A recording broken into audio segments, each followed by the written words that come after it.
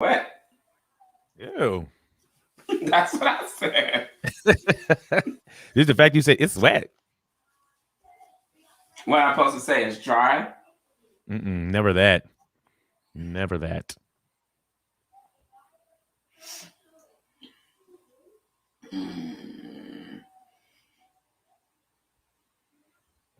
Yeah, but the person I was telling you, Hold on real quick.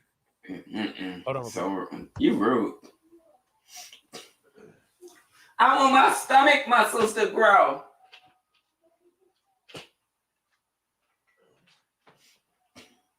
I like candy.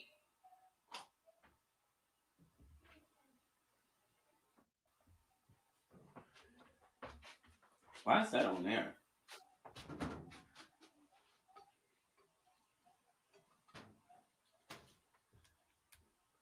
Once upon a time in the projects, yo, I had to.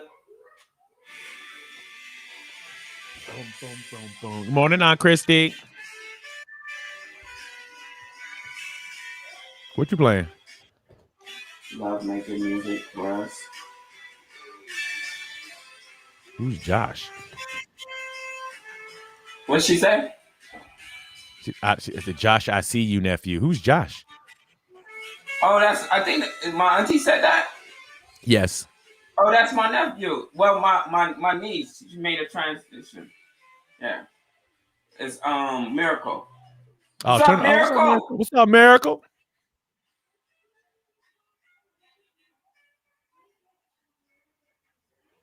Cow, ka-chow.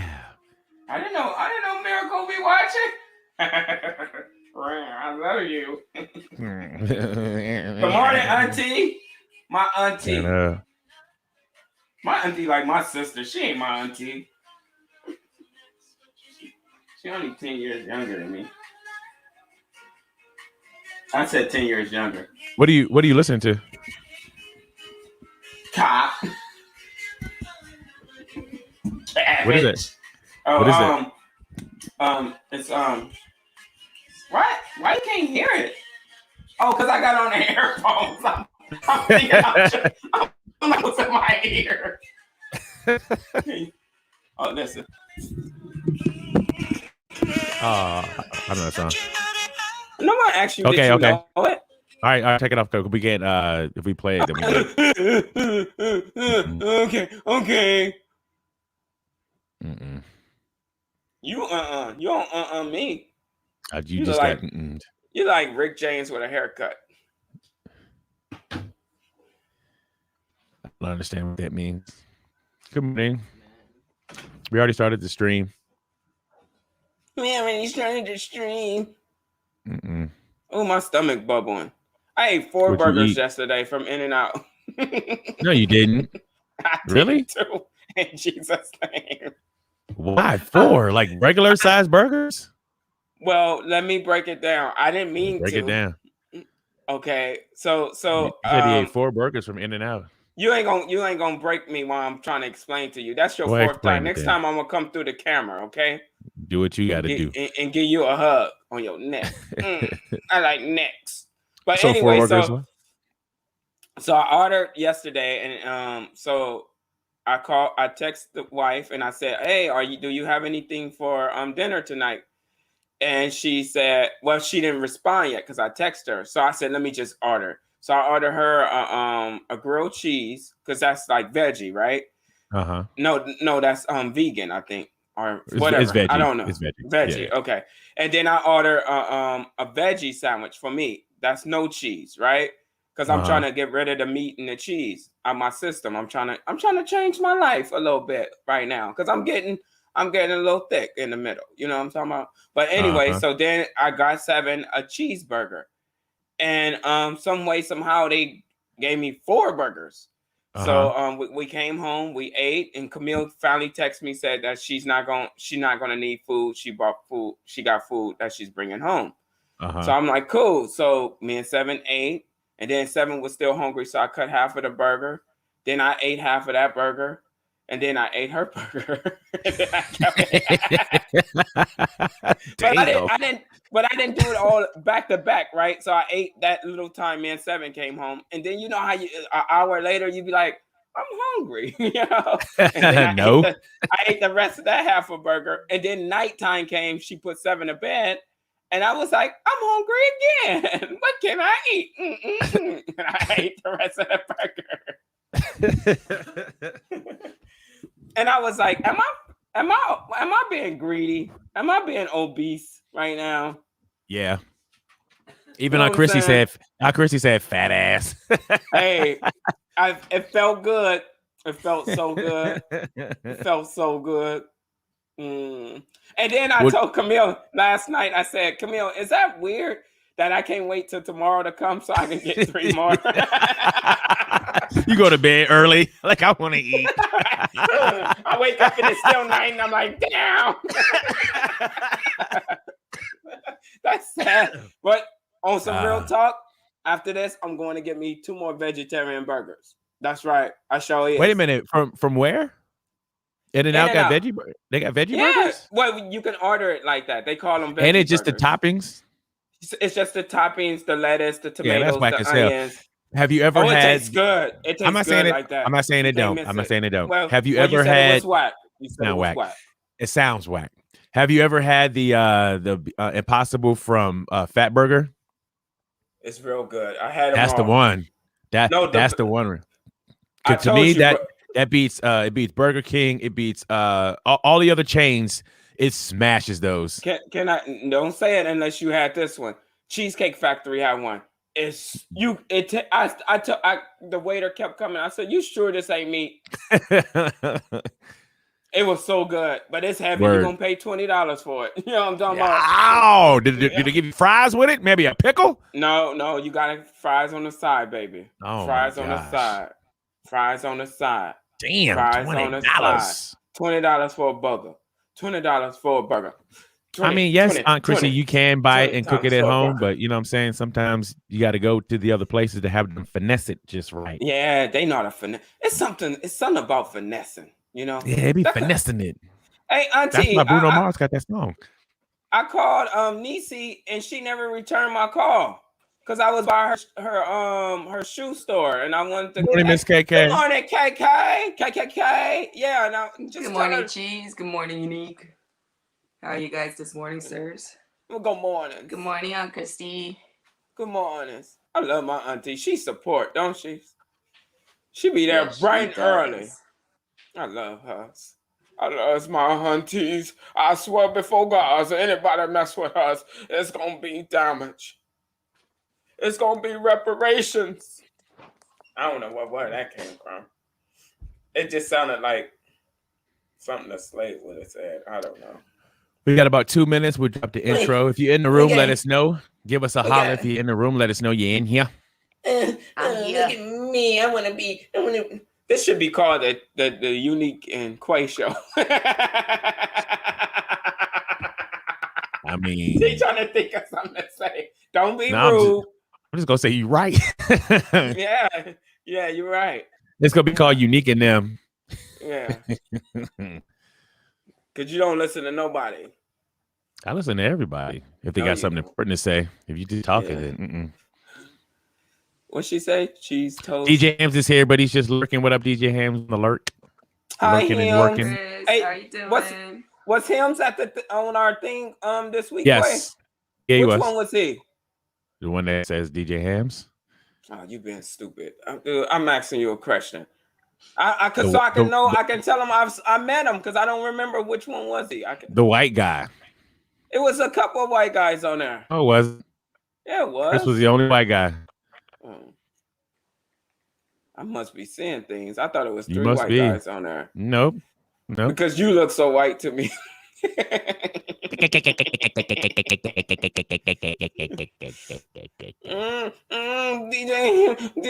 Mims. I saw you. I met you. Do you like crotch? Whose? Mine. Oh no. What happened now? I sent you the email, KK, with all the stuff for today. That's at the that's at the top. That's at the top. So no, please don't say that. Say what? No, I'm at. Oh no, I was just sending it to you that way because I didn't see it. I want to know. I want to know why you had 4 hamburgers from In-N-Out. I do not want to hear that story again. I got from McDonald's yesterday, which is 2 cheeseburger meal, and I only had 1, and the other one's still in the backseat of the car. Ew. Girl. Quinn said, ew. And I had 2 fries. I forgot about the 2 fries I ate. Let me drop the intro. Let's get this thing started. They were so good, KK. Party people. Cheesy. Unique. Yo.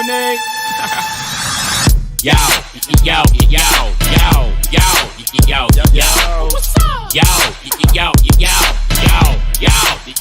Yo, it's Unique and Cheese. Here we go. It's Unique and Cheese. Let's start the show. It's Unique and Cheese. Here we go. It's Unique and Cheese. Let's start the show.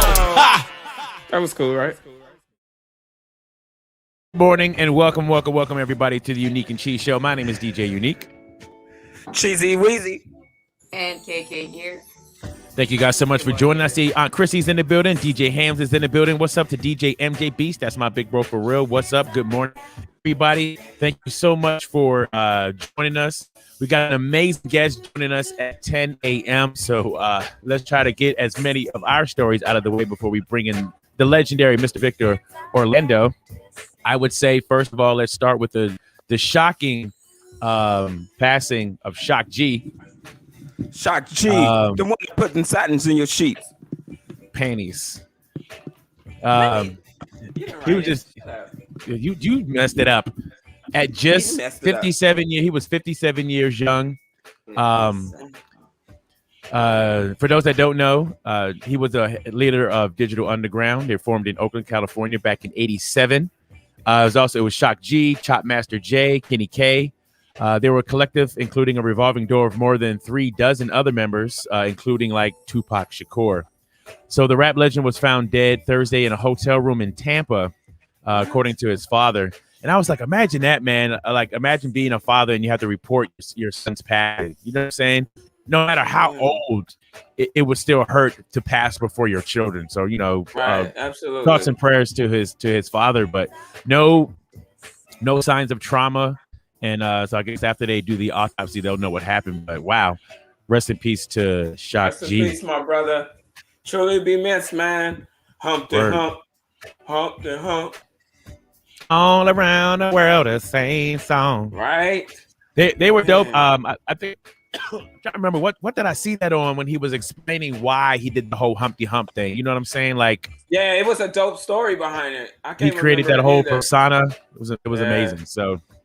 I like how I watched a documentary of him explaining how rappers, how they use their voices. I thought that was unique too. I never heard it from any side from that until he said it. Like, it was super dope. But he would be truly missed.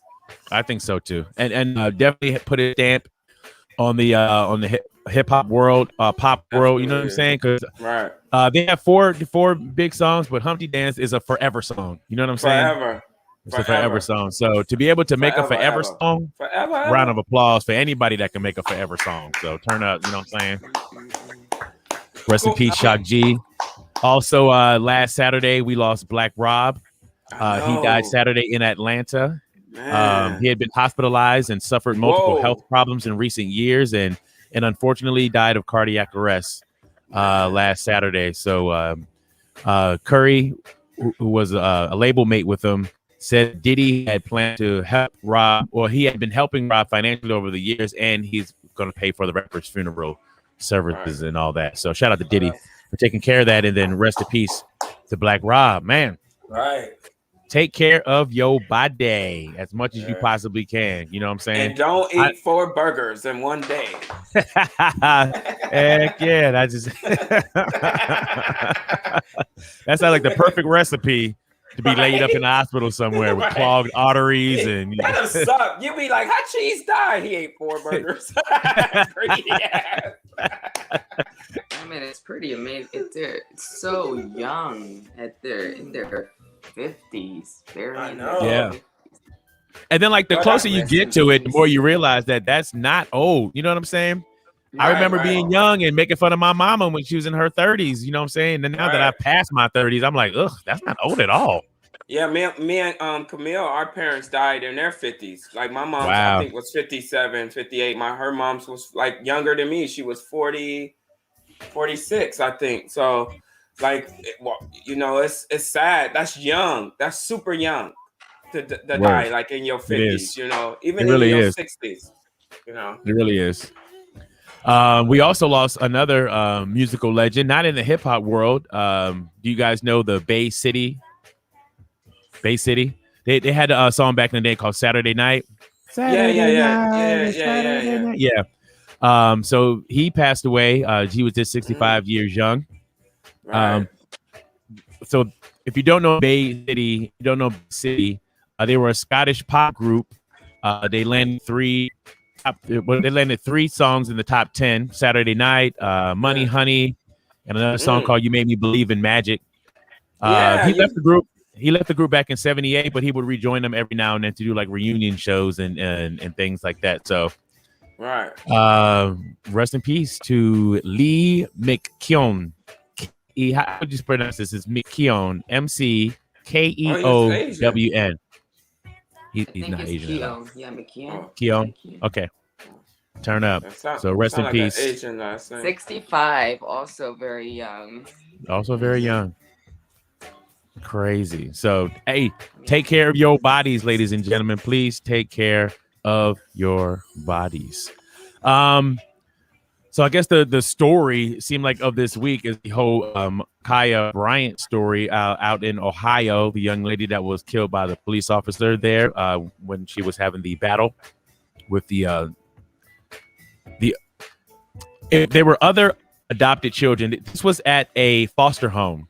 And it was a foster home that her sister was staying at. And then she joined her, I would say maybe like 2 months ago.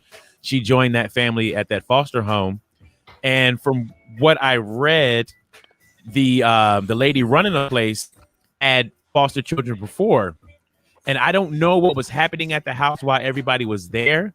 But some of the older foster people, children that she had, they're adults now, they came back.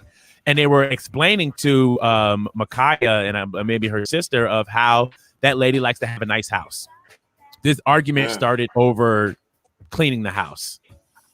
So how it escalated that far, the lady that ran the house, she's saying that, they argued all the time. You know what I'm saying? They're young teenage girls. They're bound to do that. So they argued all the time. Would have never assumed that it would went to this level where Micaiah is chasing after the other girls with a knife. You know what I'm saying? Right. So it seems to be like a torn point of view between, is it justice for what the police did, or is it another situation where someone unfortunately were killed by the cops? Did you guys see the video? I saw a small clip of it from the ending of it though. Yeah, but my feelings of it, like, you can't know if somebody really is going to try to kill someone with a knife, or was she just being angry? You know how people do stuff and they really not going to hurt you, but they trying to scare you at the same time. But yeah, I think officers, could they have to fatally shoot her? Was it any other options that they could have did that I felt that they could have? You know what I mean? I was not in the situation. It's not for me to say. I'm not an officer, but I think when it's a person of color, they go the easy route, and use their handgun. Word. Of course, I'm not a trained police officer, so I don't know. But the who was the leader of the police station, like the captain or whatever? Like, I guess the captain reported that the officer responded the way he was supposed to respond. He said, you don't use a taser in a situation where you feel like somebody else's life is threatened. You have to use lethal force. Why they always have to shoot to kill, I guess I don't understand that. You know what I'm saying? He could have shot her in the ass. Anybody get shot in the ass, your plans change. You know what I'm saying? You're not gonna do what you was just about to do if you get shot in the ass. And I think him shooting her where he shot her kind of in her back, he almost put the lady that he was trying to protect in danger also. You know what I'm saying? Because she's standing right there. What if you shoot her too? And if you got that much confidence in your aim, shoot her in the ass, shoot her in the leg, shoot her in the foot. You know what I'm saying? I don't see the point in why it has to be shoot to kill all the time. And also, I spoke to an officer years ago, and she was telling me, you know, she had an incident that somebody charged her with a knife, and she said in that instant in her mind, she said, "Do I want to go home? And do I need to do whatever I can for this other person to go home, even though they're coming at me with a deadly weapon?" And she said she felt in her heart that she had to fight that person instead of pulling out her gun and killing that person. And she did. She fought that person. She didn't get stabbed. She apprehended the person, got the knife, and arrested them. And she said she was so at peace that that person was able to still live, right? And also that she was okay with that also. You know what I mean? So I think it's the person, the compassion, if they have in a heart for human, you know what I mean, life. And I just think, like, I see incidents all the time, and I'm just see it when I see white people with ammunitions and guns or with their car driving. The police apprehend them a different kind of way, and they 99% of the time they survive another day. But when it's us, it's like they have no compassion. I don't agree. KK, did you want to chime in? I like what I'm sorry. Before you say that real quick, I just want to say, Chrissy was saying 4 times that was shoot. 4 times is a lot to shoot. You could have shot once. You know what I'm saying? Like, anyway, but go ahead, KK. Yeah, I agree with Cheese. When it comes to these attacks, the decisions that they make, I'm purely my opinion agreeing. I feel as though I am agreeing with Cheese that, you know, depending on the color, they struggle less to make that decision to pull the trigger versus, you know, some people, we've seen on cameras where these officers clearly in the right and the other clearly in the wrong, and they're still arguing over, ma'am, please, you know, using proper words, proper terms to detain, and while still not being, you know, listened to, while still not being followed.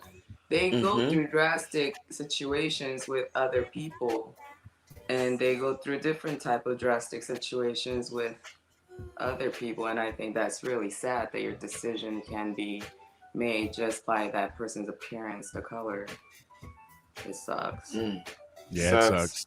Yeah, I saw about that, Chris, about the legislation of running over protesters. You depending on the situation. Like, you can't just go plow through people, but if you feel like your life is being threatened by like a group of protesters, you can run them over, and there's a chance that you won't be prosecuted for that. So yeah, DJ Hams, I did hear about that. It's crazy that that's the focus. Instead, you know what I'm saying? Instead of fixing the problems, we just keep piling on stuff on top to try to cover it up, but we never ever get to the root of what the problem is. You know what I'm saying? This young Michaela lady. Once I saw that she's in foster care, I'm thinking, well, she didn't come from the best environment, didn't have the best upbringing, of course, because she's not with her mother. She's not with her father. She's been removed out of that situation. So automatically my mind went to, you know, a little bit more compassion for her because she is thrown in a situation that's not home. You know what I'm saying?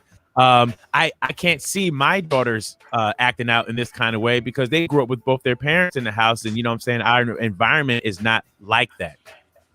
So unfortunately, she didn't learn how to control her anger. She didn't learn how to channel, you know, where she's supposed to put her anger. It's just fight.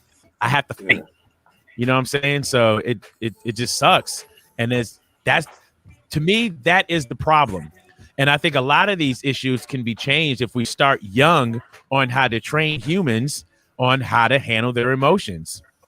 I think it's unfortunate that a lot of the religious communities come out and they're against like meditation in school because meditation doesn't have anything to do with religion whatsoever.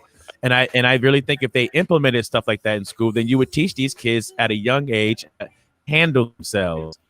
So as long as we don't take care of people mentally, we're always going to keep coming to these situations where people are getting killed. And now we're like, oh, the guns are the problem. No, the guns aren't the problem. It's these messed up human beings that's walking around hurt, damaged, got mental illnesses and stuff, trauma.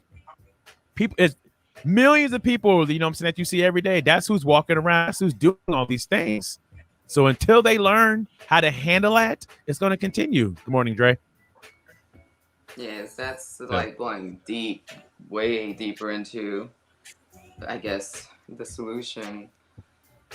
It really is. I mean, psychology of these people is, I mean, I can't understand it. I'm hearing that, you know, even our kids are going to school with other kids that are going to school from their cars, you know, at the jobs, at, you know, places that I only heard of. I did not experience personally. I mean, I've been part of a school program, you know, listening to meetings, but never, I don't think I've ever seen someone in those situations. But yeah, I wonder what they go through, you know, when they see these kids being dropped off at school by their parents, you know, with their Starbucks cups, with their blankets, with their all these extras, and here you are, a child who doesn't have any of that, who doesn't have a mom or dad to call on, who doesn't know where they're going to be sleeping that night, if they're even going to be sleeping. So those issues need to be dealt with, and yet who's listening? Who cares? Who's out there to give them time? It's true. Solution's so hard. All we got to do is care. We're always saying this or that, but like, what can we at our level really do? I mean, we, you know, as we were saying, we took our kids to, we seem like the carpool all the time, because whenever we have events, somebody always needs a ride home. And we're okay with that as long as we have room and as long as everybody's safe and practicing their things. I wonder, you know, what goes through these kids' minds that when their parents say, no, I can't pick you up, but here you are dropping them off at an activity without the follow-up plan. Like, what are you telling your 14-year-old kid to do? Like, ask a complete stranger, can you give me a ride? That's hard, you know. I feel like a lot of people, like, they themselves can't do it, but they expect their subordinates, their kids, their, you know, anybody else other than themselves to be able to do the things that they don't like to do, they don't want to do, they can't do. I think, I don't know, I feel like I'm going off, but no, I understand. Those things I think all are part of these very young people who have to be very responsible, very adult, and situations like this happen, it's a shoot first and then maybe we can talk, instead of that person probably should have been talked to a lot more at school, parents, their counselors that are placing them. So where do we start? We'll keep an eye on that story to see how it transpires. But I don't really feel like people are too like George Floydish like about this. Like, I really feel like they think that the officer acted in the right way is what majority of people are saying. But we'll keep an eye on that. Question for the Californians: did you know now that former Olympic decathlete and reality TV star Caitlyn Jenner has filed her initial paperwork to run for governor of California and will officially announce her bid later today? What do you guys think about Caitlyn Jenner running for the governor of California? I mean, that's what I was going to absolutely KK. Yeah, I mean, I feel no way. It's like, okay, whatever, you know, good for her. I mean, you know, okay, go ahead. Go ahead. That's it. Good for her. This is what I think is a problem. Just because somebody is popular does not mean they need to make decisions for the majority in whole. You know what I'm saying? Absolutely. This person does not have any training on how to run a state. this person just thinks that they have some good ideas, you know what I'm saying? And they have the money and the influence to put pieces in puzzle. But who are you? Even when Schwarzenegger ran, no, son, you are a movie star. You are a weightlifter. You did great things for yourself. That doesn't mean you can make great decisions for people. I don't think that popular people or celebrities should run for political offices just because they got the name recognition. Nah, son, you was confused on who you were for so many years. And now you want to try to make decisions for 30 million people? I'm cool on that. Nah, son. I'm good. Well, the history tells that. Go ahead. I'm sorry. Do you think this is Chris's work? No. No, this is purely Bruce Jenner's work. I mean, but I wouldn't be surprised. Kris Jenner is a genius. Yeah, I feel as though Kris Jenner is a marketing genius. Truly behind like anything and everything in that family. I feel like it's like the matriarch that handles. But I don't think they are. I don't think they are family. You know what I'm saying? Like I think once she went the Caitlyn Jenner route, I don't think they operate in that lane anymore. I'm just guessing because I don't follow them. Business. I mean, I feel like that family really runs with the business part more than the family part. So that's why I'm saying, like, even if you know what I'm saying. That's what I was gonna say, Auntie. What about Reagan? Because I mean, history shows that. I mean, this is not the first time. Ronald Reagan was a big actor, and he became the president. You know, he was the governor too, and then moved on up. And he was terrible from the beginning to the end. And American people forget about that. He was so against Black America and what we would stand for, and the Black Panthers. He the one put the drugs in our communities. I mean, like if we look at history and dissect it and break everything economics down, was a real thing. You know what I mean? And then he brings on this DARE program, him and his wife, and DARE to damn you. But you know, that's another story for another day.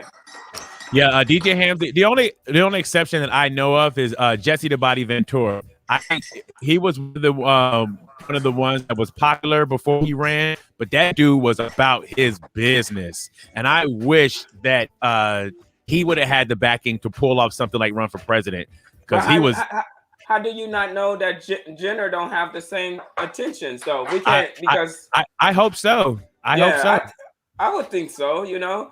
But and then we have another one. I forgot the brother name. He was an ex-NBA basketball player decades ago, and he became like a senator and the mayor of a city at one point. I can't think of his name, so I probably shouldn't have mentioned it. But it happens. It's a lot of people who falls in politics. Also, what was the guy with the Armenian lady, the skinny lady, Cher, and what's the guy name? Her husband. Yeah, he was in politics also. So you have a lot of people that was in the industry, I guess, if I would say that right, and moved to politics. You know what I mean? Because they feel like they have a need and a voice. Yeah. I wonder if I love you, KK. Thank you. I wonder. Well, Chris said it too, and I wonder if you find out like about these people's life, like were they always kind of headed in that direction? Because leaders are leaders, no matter what kind of situation you put them in. They're gonna shine. So I wonder if some of those people were bound for that, no matter what industry they started in. But with this, with the Caitlyn situation, and I don't know. I'm just speaking out loud because I saw this today. I feel like some of this is just you just wake up in the morning like I should, like Kanye, just wake up in the morning like I should run for president. Like, come on, Crip, cuz like that's years you gotta, you know what I'm saying, put thought into that. You don't just wake up in the morning and be like, this is what I'm gonna do. Too many lives in stake. There's people's lives in stake when you start thinking outside of from yourself. But who is us to doubt him? Like even if you, my brother, who is DJ us? DJ UnieQ, like if you was one day say, Cheese, I'm done with this. I'm tired of the different things that's going on with our people. I want to run. For someone to say, hey, you don't know nothing about nothing. But if you're doing all the things that you need to do to teach yourself, to learn the things to move forward, who are them to say, oh, he don't know nothing about that. He's a DJ. You know what I'm saying? They don't know your heart like we don't know their heart. We just assuming. We don't. I still don't trust it. That's only my opinion. So my opinion from my mouth, I say I don't trust it, and I don't. No, You've been on. Well, this person's been in front of us for 60 years. You know what I'm saying? Everybody not a Trump. You know what I mean? I will hope not. In the line of business that she is in, could be, just a conversation that goes on. And I'm sure there's a lot of complaining that happens when you talk about the politics, the business, the celebrity, whatever it is. And it could be one of those things like we do it to each other. It's like, oh, if you don't like it, then why don't you do it? Right, absolutely. Why don't you do it? To eventually be like, you can do it. And, why don't you do it turns into you can do it, to like, yeah, you should do it. Maybe it slowly moved on to the, next level for her to finally say like, oh, I'm going to do it now.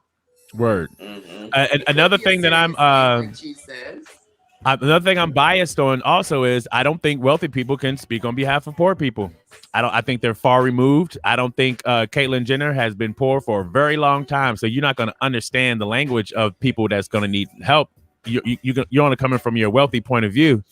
And unless you're open to hearing what other people have got to say, wealthy people can't make decisions for poor people. They don't speak the same language. Yeah. Just saying. But poor people can't make decisions for poor people either. They can because they can relate. Yeah, but they're not in position. Of course, they're not in position, but they have the know-how. They're on the ground to put into work. You know what I'm saying? But they're usually not given the opportunity because they're poor. You know what I'm saying? If you don't got millions of dollars to help you with a campaign, you're not going to survive in politics. It's about that money.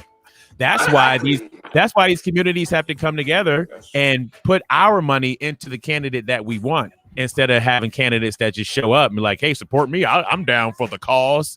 But what was that New York? She's a senator, I think, or Congress lady. She was a bartender. She grind and she did what she did and got her supporters behind her. So I don't agree with what you were saying about that. You can be poor and still become successful in politics. It's a grind. It's hard work and dedication, but you can be and do anything you want to do. I'm with you on that. Nothing is a definite 100%. And yes, there are percentages that do come up and make a difference. Truly believe that. But what I'm saying is, you have to work that much harder to be heard. You have to work that much harder to be seen. And so many times they don't get the opportunity to be at that level to actually be able to compete with the people who make the decisions. A lot of times you're at the bottom after they make the decisions. Okay, make your decision at your level, And, usually the ones that are starting out are at a lower position than what you see at the top, which are, a lot of Caucasians.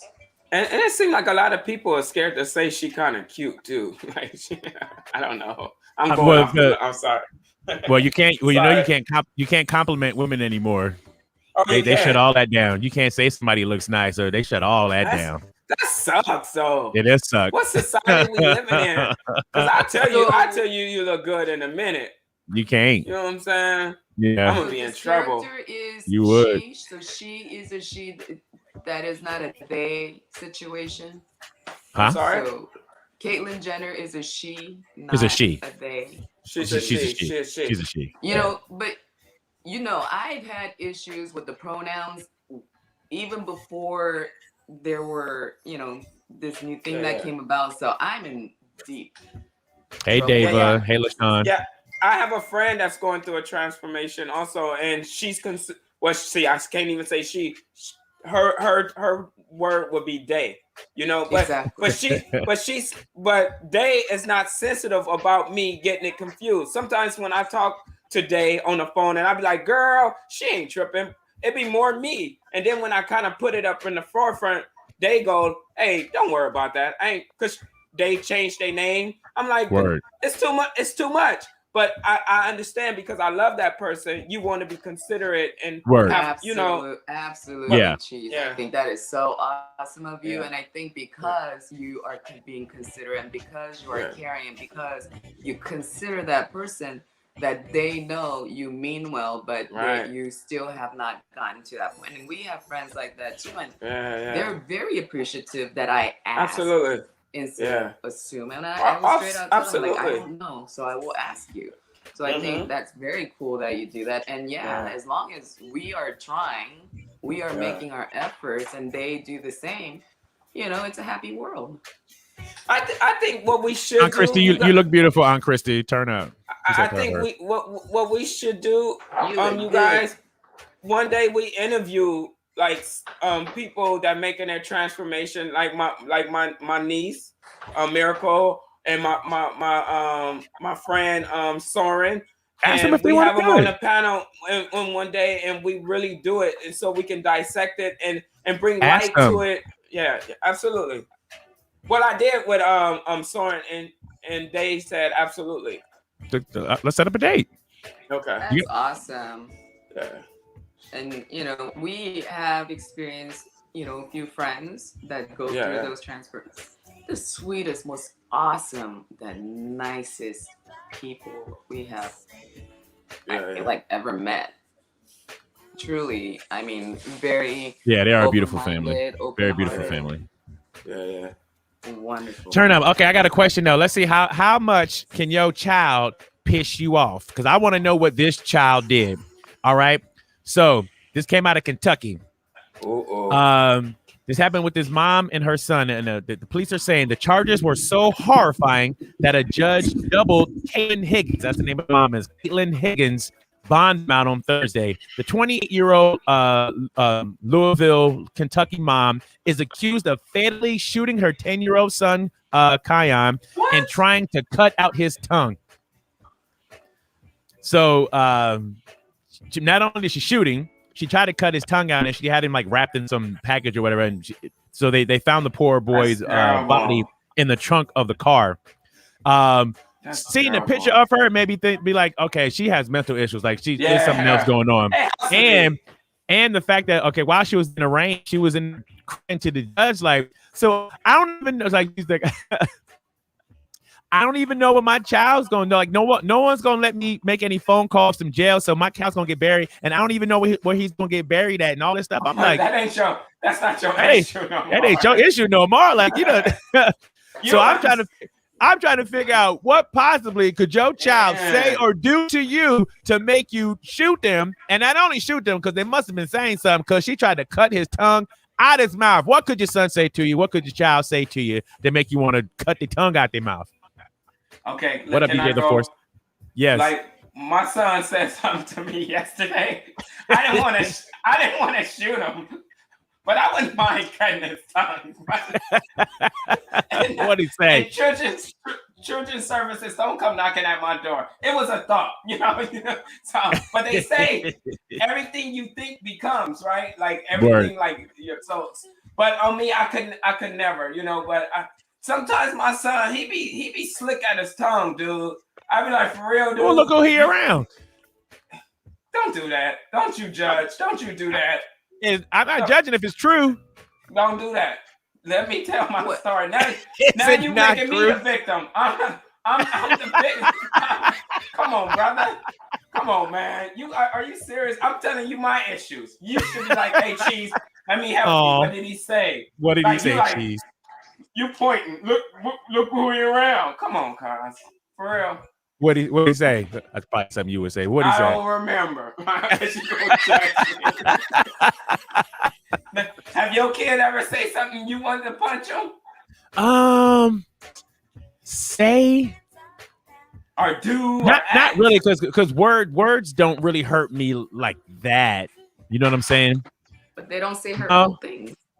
No, I don't. Not like that. Not to a point I want to cut their tongue out their mouth. Like, you know what I'm saying? Because They're yikes. good at saying right things at the end out of spite to keep you from. I don't remember that further, game, JB. But it's like, ugh, like you want to do this to them, but like the right things come out of their mouth, so you can't do anything about it. Right. Like I get that.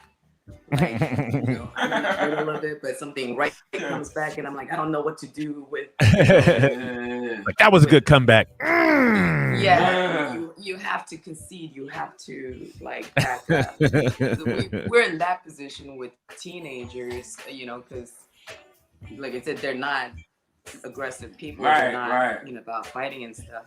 So a lot of times, like I know for me, I like to look at myself a little more. Yes. I know one thing happened yesterday. We was on our way to the mall, right? So, and I like to be super fresh, right?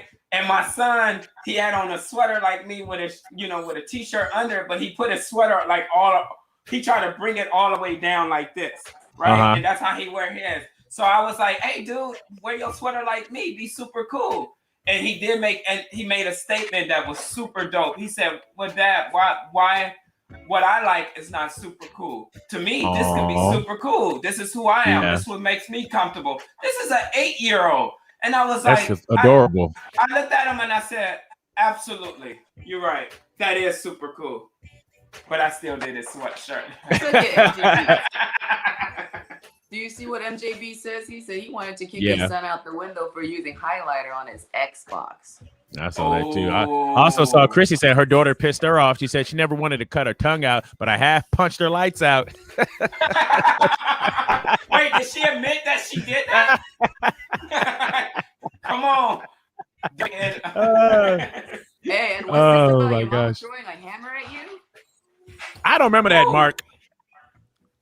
My brother said my mom threw a hammer at me because I wouldn't stop talking. Nah, I can imagine. I can see that. I'm not saying that didn't happen.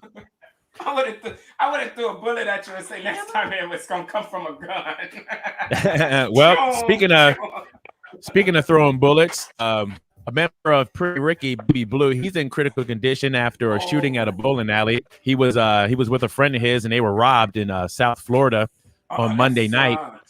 So, thoughts and prayers to Baby Blue. Hope he pulls through. This is okay. So this is the worst thing about like current times. I don't know who's who. Oh, okay. Yeah, but that's the group that did that song. Yes. Oh, okay. That group that did. But the main thing is like, you can't just get like shot and robbed nowadays. You get shot, you get robbed, and then people are posting the video on the internet of you getting shot and robbed and stuff. You know what I'm saying? So it's like you got to get the double whammy. Damn, man. But why you robbed me? Why you gonna rob me from my life now? Like, I mean, I don't know, man. Dude, you took my belongings that I work hard for. Now you're gonna take my life and his life brother. too. Please give me that. Please give me that. Just take this stuff, like, you know what I'm saying? Yeah, and if for anybody that gets, I would hope that nobody gets robbed. But if you're in a scenario, it's just stuff. Just give them the stuff. All the stuff is replaceable. I'm like Chris Tucker. People rob me for practice because I'm so broke. They come back and give me their money. Here, homie. They're like, oh, you just dress nice. I thought you had money. Like, you just look like you got money. Wow. Oh, man. So, all right. Here's a scenario that's like good news and then interesting news. That's what I'll call it. I'll call it good news and interesting news because let me pull up the video. Overwhelmingly passed a bipartisan bill to combat hate crimes against Asian Americans. The bill would expedite the review of hate crimes relating to COVID-19 and provide support for local and state law enforcement. It would also require the government to issue guidance on mitigating racially discriminatory language to describe the pandemic. This legislation sends a dual message to our Asian American community. We will not tolerate violence and bigotry against you. And to those who perpetrate the violence and bigotry, we're going to pursue you to the full extent of the law. Cheese. I want to say, how would that? I mean, okay. First of all, I will say, I think this is good that they did that. You know what I'm saying? Everybody needs to be protected and respected. La la la la la. As an African American living in America, I say this is a total slap in the face to the people who've been living here for over 500 years that's been getting abused and treated and hated and all these. And in 2 years, y'all came up with legislation to protect people, but for 500 years, and you still stick your thumb. I was beside myself when I was watching this. I was like, are you kidding me? I remember when what you a slap in the face. When you brought it to my attention, and you want to, say that's good. It's good. But what about you? You kind of think you don't want to be like, what about me? But at the same token, I was watching I can't remember what it was, and a brother was talking about Black Lives Matter, right? Mm-hmm. And everybody says, well, all lives matter, and we say we get that, we understand that. But mm-hmm. the meaning behind Black Lives Matter. But then when it came, what was the slogan for Asian hate or something like that? But Stop you never Asian heard. hate. Yeah, it was no criticism with that, which it shouldn't be. Stop Asian hate. We agree with that. But that was it. There was nothing like, well, what about everyone else? Such and such. No, stop Asian hate. We get that. But when it becomes us, it's like, oh, y'all don't matter to us, right? So it becomes back to the Black Lives Matter, right? So, and I say, like, with all the killing and the different and the evilness, we don't want no one to be hated and mistreated unfairly. We understand that as a group of people are minorities in this country. So go ahead, KK. I agree with what Hams is saying. That it's true. He said, all due respect, that Asians have been there for hundreds of years too. It's a different game. I'm sorry. It's a different ball game. Yeah. Go ahead, KK. So, I do understand what you guys are saying, and I think, I don't even know if this is a good thing that it's happened, that, things like this have to exist. But while saying that, it is an open door to say, for the Black people to say, hey, like, what the heck? Like, seriously? Yes. We have been asking for this all this time, and here you go. So this is a leverage, I feel, for 100%. But 100%. I agree with what you're saying 100%. This is the perfect opportunity for Black Lives Matter to put together legislation and be like, okay, you just passed that bill. That means that it's feasible for you to pass this bill right here too. So whatever lawmakers or whoever is pushing forth anything, this is the perfect time to slide in underneath this to have things passed to make crimes against us, major hate crimes too.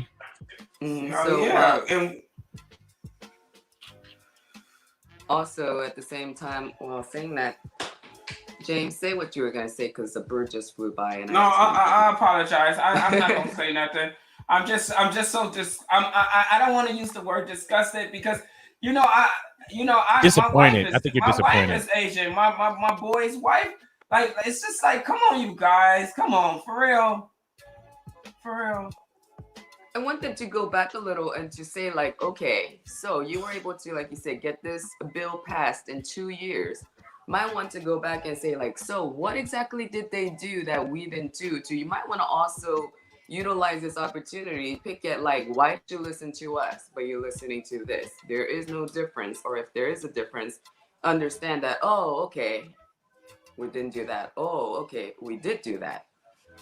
Like, I think we could also use it as a learning opportunity to say, instead of saying, like, oh, I can't believe they got that in 2 years and we've been asking for this all this time.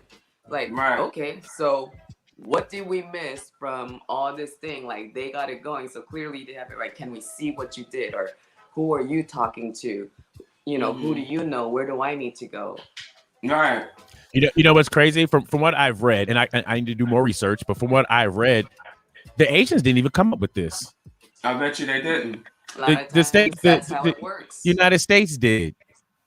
You know what I'm saying? They didn't really ask for this.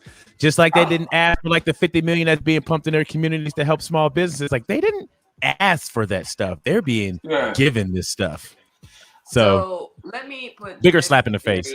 This theory out there. When things happen to Black people, who from the outside calls in and says, hey, what's going on with you guys, man? Hey, I heard you're treating my brother wrong, da-da-da-da-da. Now, when Asian people are being mistreated, so in the news, they go out, oh, Chinese woman has been beaten by whatever. A Korean person, da-da-da-da-da. Vietnamese, this and that.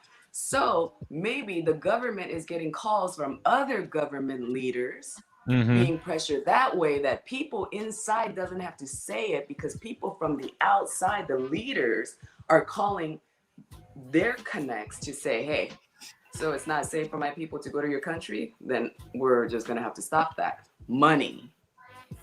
Other people get involved to say, you know, you need to make this better. So I think in this situation, like you say, oh, we didn't even have to be, Asians didn't even have to be a part of it.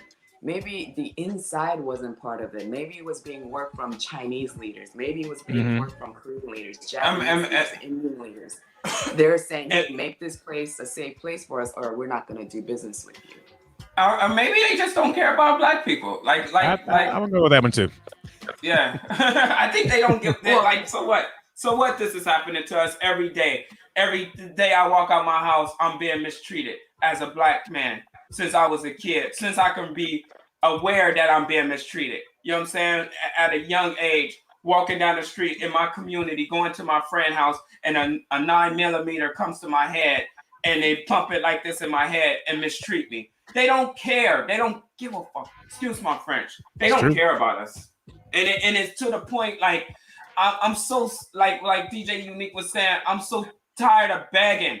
I'm tired of what, please help us. Like, we need to do something for our own community. We got to stand up for ourselves. Like that young brother we talked about a couple of weeks ago that's doing things in his own community. We got to do it because they don't care. The government don't care about us, and white America don't care about us. So we got to care about ourselves. Stop killing each other in our own communities and love ourselves. And let's unite together as a people, and let's overcome this ourselves. And let's find something, a better way.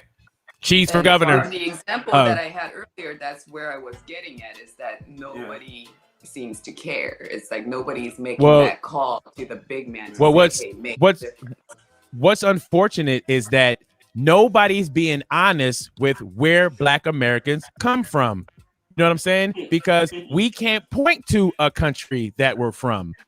Yes, Korea can call in and be like, hey, don't mess with our Koreans. Germany can call in and say, hey, don't mess with our Germans. Even like Ghana can call in like, yo, don't mess with our Ghanaians. Like, don't mess with us. Nobody knows where we are from, or nobody's being honest about where we are from. So where do we go? Now, if we were already here in America, who are we going to call now? There's no one to call. There's nowhere to go back to. We've been here this whole time. You know what I'm saying? So what I really feel, and I don't want to be no conspiracy theorist, is that there's a truth that if everyone knew this truth, it would shake the foundation of what everybody currently knows. And I think that's why black Americans aren't being told where they're from. So that's why nobody got our back, because nobody want to tell us where our back is from. So, and Black Lives Matter is, I like what they say, but that organization is a whole other episode. Turn up. Yeah. All them is getting busted for all kinds of crazy stuff. I think my auntie just said Black Lives Matter is too busy buying homes and cars. Yeah. I watched that story on that, and I watched her rebuttal on it, that she was saying that she has her own businesses, but you have to understand when you generate a company that stands for people that's in poverty, right, and have low income. And you stand behind this name that you made up, and now you're buying homes and stuff. It makes you kind of do look bad. You know what I mean? You look terrible. You can't be buying Rolex watches and driving Lamborghinis all day and still having a flag up, Black Lives Matter. Wait a minute, sweetheart. Why didn't you buy a school? Why didn't you buy a law firm? Why didn't you buy, you know what I'm saying, some legislation, or you know what I'm saying? Why you don't need a house right now. You don't need a house right now. Right now, that ain't the fight. And then that makes me not want to be a part of your fight no more. Because like, who you fight? You fighting for your pockets. Yeah, you're not fighting for the people. Where is it generating, and where is it going to? It's going in your pocket. That's how millions you look at it. And I can be wrong. I want to be wrong. I'm not here to judge you. You know what I'm saying? Word. But it just don't look right. Like, if me and Quay come up with a program, say Black Power, right? And then in 3 years, Quay background got gold and diamonds, and people feeding them fruit, and we like, yeah, black people. It just don't look right. It don't look right, KK. I'm just saying. He got 2 Rolexes on. He like, yeah, black people, we gotta unite with the black fist. Like, come on, God. You changing, bro. You changing. Oh my gosh. Oh man. He ain't changed. Yeah, man. The situation around him has changed. He ain't changed. Or they were that way the whole time, you know what I'm saying? And they just good salesmen. They're really good because I know our community has had a slew of salesmen all throughout our whole time here in this country. So unfortunate, I can see. Let's start getting things warmed up for our guest that's going to be joining us today, legendary percussionist Mr. Victor Orlando. We played his record last week. Let's drop the video.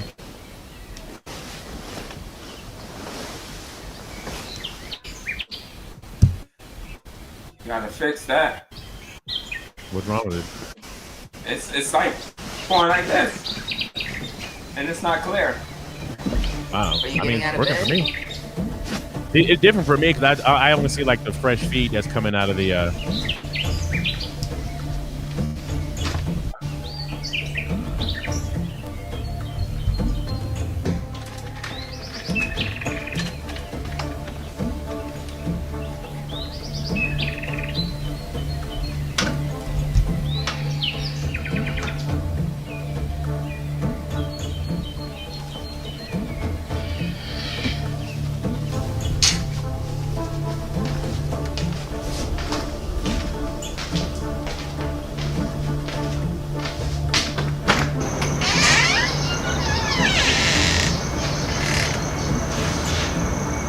He got cowboys on his door, cowboys on his shirt.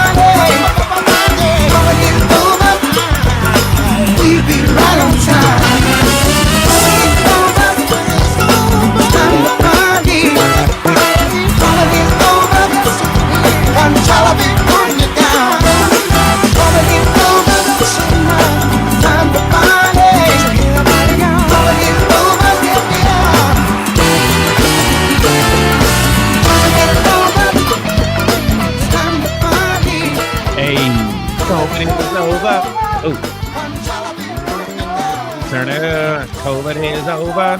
Hey. Dinga, dinga, dinga, dinga, Go-go dinga. music, but I'm outside under the sun. Celebrating Huh? something. Oh my God. Hold on. Let me set it up. Let me set it up just right. Celebrating. Here we go. Considered the percussionist to the stars. Victor Orlando is also a Grammy-nominated musician, songwriter, actor, comedian, writer, producer, and director. Victor has also recorded and performed with the Gap Band, Buddy Miles, Billy Preston, Yarbowl and Peoples, Billy Preston, and LL Cool J. Billy Preston twice. Turn up. Victor has been seen in numerous television programs and in films. He is also this year's recipient of the Hollywood FAME Award. Ladies and gentlemen, joining the Unique and Cheese Show this morning, legendary percussionist, Mr. Victor Orlando. Welcome, welcome, welcome. Thank you. Show. Thank you, brother. Unbelievable. Oh, I love the music. Wow. Shall I speak? Can I speak? Yes, you can speak. Please speak. Can you hear me? If you could be a little louder, then that would be awesome. Well, I can go. Can you hear me now? Now I can hear you better, just like that. Whatever you got to do the whole interview looking down like that. I'm gonna have to grab this thing right here. Okay. Hey, what's up? Good morning. Good morning. Good morning. Good morning. Good morning, Vietnam. Okay, Good morning to you.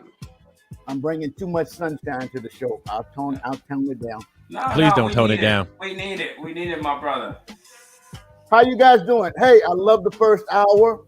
The information was off the chain. It was amazing. It was amazing. So I'm glad you all. It was a good show this morning. Awesome. Anything you want to chime in on any of the things that we were speaking about? Let me try one thing. I'm gonna take this thing off and see if y'all can hear me better. Okay. No. We can't hear at all. Can you hear me now? Yeah, we can hear you now. Okay, that's better. So yeah, because this thing, technology, young people, they put these in your ear, like it don't work. So hey, yeah, no, it was just a good show. I enjoyed it. I like to separate, if you can, separate politics and religion from music and fun, because it gets too cluttered up and way too many opinions on other sides, and then there comes the fighting. And I'm like, I'm about peace, love, and music. That's right. For now, I can stand on that soapbox when it's time to, and trust me, I can stand on the soapbox. So, but no, that was a great show. So good morning to everybody. It's good seeing you. Nice meeting you. I've seen you a couple of times on the show. And hello to all the people looking and listening. I'm here. I made it. Turn up. So the benefit of having the headphones is that we don't get the echo of hearing us talk to you. Oh, you got an echo? Your computer. Yeah, so that's the benefit of having the headphones. Hold on. Okay. Got a little cheetah in the background. Modern technology. Let's see what we can do with this. All right. Okay. So I'm gonna do this. I'm not a technical person. I'm a percussionist. Turn up. I want to hear Quay twice. Can you hear me now? Yes, we can hear you. Okay, you still can hear me, and I can hear you. Okay, this is perfect. I feel like I'm up in Capitol Record Studios. Let's go. Okay, so my first question is, what is Funjala? Funjala. I used to say I was sitting in the bathroom and I had a piece of toilet paper and wrote this name down. So I had to stop saying that. It's an invention. It's a combination name. I just thought of it. I do funk, I do jazz, and I do Latin. So I took the K off of funk, fun. I took the ZZ off of jazz, ja. And I took the TIN off of Latin, la. Funjala. Oh, nice. That's pretty dope. Funjala. So it's just like Gloria Esteban and the Miami Sound Machine. It's Victor Orlando and Funjala. Nice. So I'm Funjala. The band could be interchangeable into different. As long as we're playing funk, jazz, and or Latin, we're covered. Yeah. Funjala. I like that. Funjala. That's awesome. Okay, let's take a step in the past a little bit. Do you play any other instruments? And when you chose to play percussion, why did you choose percussion? Well, I don't play any other instruments other than drums and percussion per se. I can tickle around and find what I need to find on the keyboard. I can thump what I need to hear on a bass. I can't do guitar at all. I do not know how those guys take their fingers and do. I don't know how they do that, and they don't know how I do that. So we leave them we separate those two things. You do your thing, I do my thing. But I started out playing drums in the high school band, and as soon as marching season was over on the field, like Grambling and Jackson State, as soon as that was over, it's jazz band time. So we go into the band room and we're starting to learn jazz songs. Well, in a marching band, you got 30 drummers and everybody want to be in the jazz band. So there was too many drummers. So my band director, Mr. Roth, said, there's a set of congos over there. Why don't you go play those? Nobody was doing that. So I started playing congas and I got in the jazz band and it worked. And Santana and Woodstock came out in '69. That's it. I'm done. I'm playing congas for my life. That's it. Have you ever had the opportunity to go back to that teacher and thank them? Like, thank you so much for pointing me in that direction. No, I mean, no. I once I left Dallas, I really never went back, and then Mr. Ross passed on. Okay. But that is our legacy. Was the basement of Franklin D. Roosevelt in Dallas. That band room brought out some good musicians. But yeah, it was him saying, go over there and play congas because we got way too many drummers. So I was like, okay, I still wanted to play. So that's what I ended up doing. Nice. Now, did you play in the Dallas area? Were there a lot of gigs in the Dallas area, or did you have to leave from there to go somewhere else to flourish? No, for? I ended up being at the top in Dallas. In Dallas, everybody knew every musician, every club, every venue. So South Dallas had its group of musicians. West Dallas had this group of musicians. Oak Cliff had its group. So everybody knew where everybody played. And unless you had a record, that's about the best you can do is play at the best club. And that's going to be your life for the rest of your life until you have a thought to do something more than that. Mm-hmm. So I said, I made it to the top of this. I played with all these people in Dallas. I got to get to California. So when I came to California, now I'm at the bottom of 5,000 other percussionists. Wow. trying to make my way through to be something. I wasn't trying to be the best, the top, the number one. That was not my thought pattern. It's just, I want to play and I just want to keep playing and keep playing. But that journey took me, kind of like cream rising to the top. The journey took me and I kept rising until I got to where I am now. Awesome. Could you remember like one of the first couple of gigs when you were like, okay, this is starting to work now? Like, who were you working with? What kind of gigs were you doing? Were you starting to feel like the confidence of, okay, I'm getting paid for this. This is paying my bills. This is okay. Yeah. When I first came here, I was like, okay, I'm in California. I don't know nobody. I don't know any groups. I'm sorry. How old were you when you first came? 21, 22-ish. Okay. And I didn't know anybody. I had a couple of relatives here, so that's who I stayed with on the couch at relatives. But I knew no musicians. I knew no clubs. I knew no venues. I knew nothing. I got up here on an accidental scam. A friend of mine in Dallas said, hey, Vic, let's go to California. They're going to put us in the Ike and Tina Turner band. I'm like, wow, let's go. But when I got here and the sheet was pulled back off the bed, the situation wasn't they were going to put us in the Ike and Tina Turner band.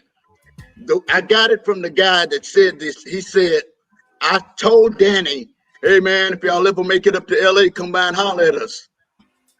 And then it turned it into, come on, man, we're going to go to California. They're going to put us in Ike Tina Turner Band. And my head just, oh, we got to go. I get here. That didn't happen. And I'm like, oh, snap. That didn't happen. I have no plan B. It's like, you out there now. And I ended up walking down to a club on Century and Crenshaw when it was there and sitting in. And I ended up living with the drummer and playing in that band for a couple of years. But that was my first start. Nice. So I knew it was, that was like the first connection. And then from there, I went to Canada for 9 months. So I came in, kind of got my feet wet, and I was gone. I was in Canada, in Halifax, Nova Scotia, Canada, going, how the flip did I get here from Dallas, Texas? This just, 1 minute I'm trying to figure out where I am. The next minute I'm in a whole nother country. Wow.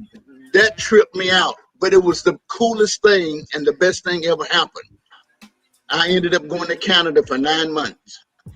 Were you with a band there, with a residency? With a who? Did you have like a residency with a band up in Canada? Yeah.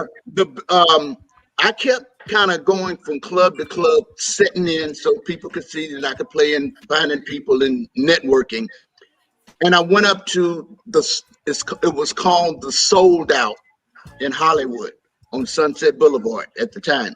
Went in, saw this big 13-piece Casey and the Sunshine type Kool and the Gang band, but they didn't have a percussionist. So I sat in, they liked it and said, you want to go on tour with us? They were here in LA. They were in LA for 3 months and Canada for 9 months. LA for 3 months. So they did that. And I'm like, let me check my calendar. And my calendar seemed to be open since I just got here. So off I go. So it was almost almost a year or so before I even really got back into California to start, doing different things. Now I feel like I know the answer as I'm asking, but I want to ask anyway. Booking gigs like that, is it your talent that got you, your skills playing the congas, is your personality? Because I already feel like it's a mixture of both. Because you got to be very likable, you know what I'm saying? But you also got to be really good at what you do. So what do you think sold them on, like, oh, this guy, you got to be in the band? It's got to be a combo. God told me, God gave me the combo, and that's what I try to bring to the thing. I'm not the best. I'm not Sheila E. I'm not Tito Puido. I'm the best of me. Mm-hmm. So I bring the best of me. I don't try. For the longest, I tried to be the Sheila E's and the Pete Escobedos and the Tito. I tried to be and emulate and say, if I can't be that, then they're going to, I always used to say, they're going to walk into a club and go like, and I had to stop and say, you know what? Forget that. Mm-hmm. I'm mean. I'm going to do me. And that's what people kept buying. When I say buying, they kept hiring me to do me. They didn't hire me to do Sheila or hire me to do Pete. They hired me to do me, which was the crazy, fun, joking, jumping, hair flipping, and hanging out, enjoying myself, me. All right. So I'm wondering, when you first started this tour, you must have really, really enjoyed it, because I'm thinking the climate difference between California and Canada has got to be pretty great, because I'm thinking 90% cold over there, and California is always, sunshine. You must have really enjoyed what you were doing. What had happened, it was exciting. The excitement of getting picked up and shipped off to Canada, like literally in the first trimester of your life, of your second part of your life. First part of my life was Dallas, Texas, from birth until I left in 78. First part. Then close that book, close that door, open up California. And I remember thinking when I'm on the ship, up there laying in the bed, just thinking about it, I'm like, I used to read about Canada in geography. Mm-hmm. You read about North Continent, South Continent, read about. That's all I've ever done was read about. I had never been anywhere other than Dallas, and now I come to California, and then bam, I'm off to Canada, Halifax, and then we left Halifax and did a couple of months over in Prince Edward Island in the PEI, which is still a little further east. So I got to see all of that in the very, very beginning. So I didn't care about anything but I'm traveling and I'm playing and I'm getting paid. Word. I mean, what more could you possibly ask for? Now, when you travel, are you a go out and explore? Let me go. If I'm in Canada, I'm gonna be in Canada. What do the Canadians do? Or would you perform and go back to the hotel room, just stay there, or did you get immersed in the culture there? Yeah.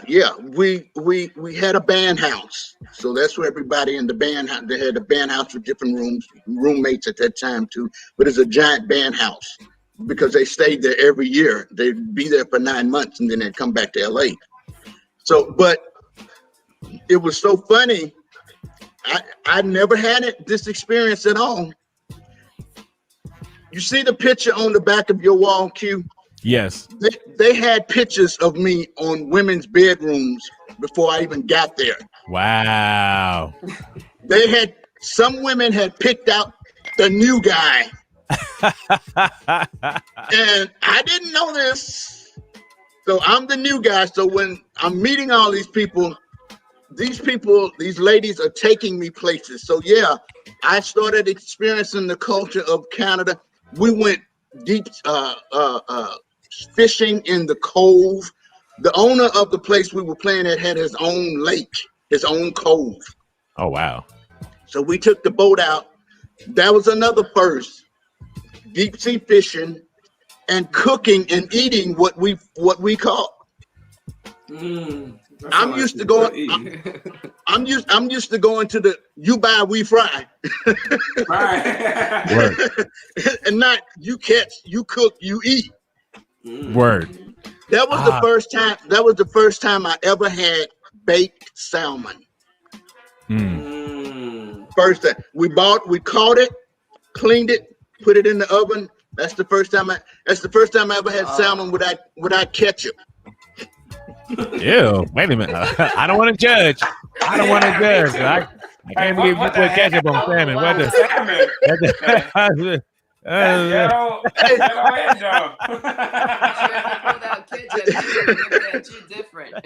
Where that bottle of ketchup at? Yeah, nah, I can't front. I used to put ketchup on chimichangas every day for lunch, so I can't hate on the ketchup. Now, one thing that what I like hearing about your story so far, and one thing we try to tell my son is that look at the places that music can take you. Right. If you stick with it and practice your craft, it opens so many doors. And my son, who plays the drums, the bass, the trumpet, the flute, trombone. You know what I'm saying? Like almost anything he can pick up, he can figure out how to play it. And I wanted to, but he's not in love with it. He can just do it. Yeah. And I'm like, even if you can just do it, you know what I'm saying? It can take you to Canada where you learn how to go fishing. And you know what I'm saying? Like it's incredible. It takes you, well, God has to put you on that journey. If you don't want to, if he didn't put you on that journey, you're not going to really want to be on that journey. You'll do it for the rhetoric of it. But if it's needed into your system, if the passion of whatever you do, if you want to be a lawyer and you can get the dirtiest of persons off, it's needed into your system that this is what, if you want to be an accountant and you know numbers like a big dog, and that's needed into your system. You will never be a percussionist. You may want to play around and do a drum circle, but you'll never be a percussionist. You'll be an accountant because that was needed into your system when you were born from God up above. He puts everything different into everybody. I tried being a DJ on Melrose. I tried doing the DJ thing on Melrose years ago. It was not needed into my system. I had a white boy teach me how to scratch. That's how bad I was. So It was fun, but it wasn't needed into my system. So got you. But and my big mistake, I didn't learn other instruments. Drums was needed into me, and it was just there. Everything else I would have had to teach myself or learn how to do, and it just didn't interest me. It does now, per se, but not to the fact I can wake up and come play. You know, but my daughter, Tia, learned flute, alto sax, tenor sax, and baritone. I'm like, dang, one of us at least moved on to do a lot more than just one instrument. So that was cool. But keep nurturing him, keep letting him know it does open up. Music is worldwide, and it will take you. I've been around the world at least twice, and I walked around it. You know, my legs are tired, but I've been around the world twice, and it's just eye-opening.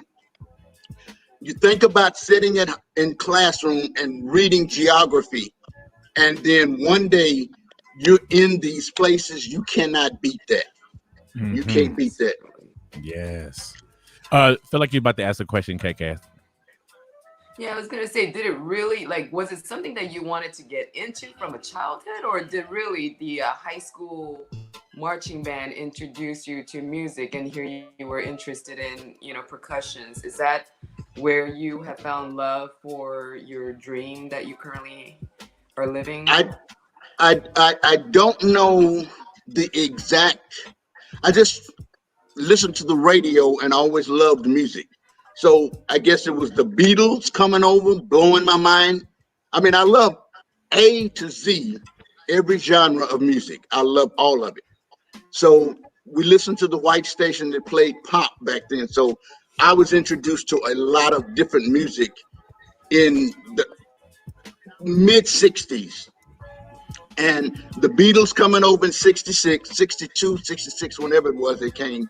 I'm like, wow, we love you, yeah. I'm like, cool, I like it. I don't know what it means. I don't know what they're saying. I don't know what rhythm patterns they did. I don't know if there was a B flat or C major. I don't know. I just like it. And then to go to school, what got me into music? I played football first. I love football. Dallas Cowboys on my door, on my shirt. I love football. I got hit trying to play a running back. I said, hey, whoa, that hurt. Whoa. Is there somewhere else I can go that's a little less painful? I said, go to the band room. I still ended up on the football field, right? But in the capacity of playing music. Right. And went back there and did the whole Nick Cannon drumline thing, and I've loved it ever since. Oh, that's awesome. Very cool. That's awesome. I would be confused with football and marching band because they have to be at the same time, working at the same time. So, wow. Yeah. But that really helped you out. Yeah, well, I have an operation scar in my stomach from when I was born.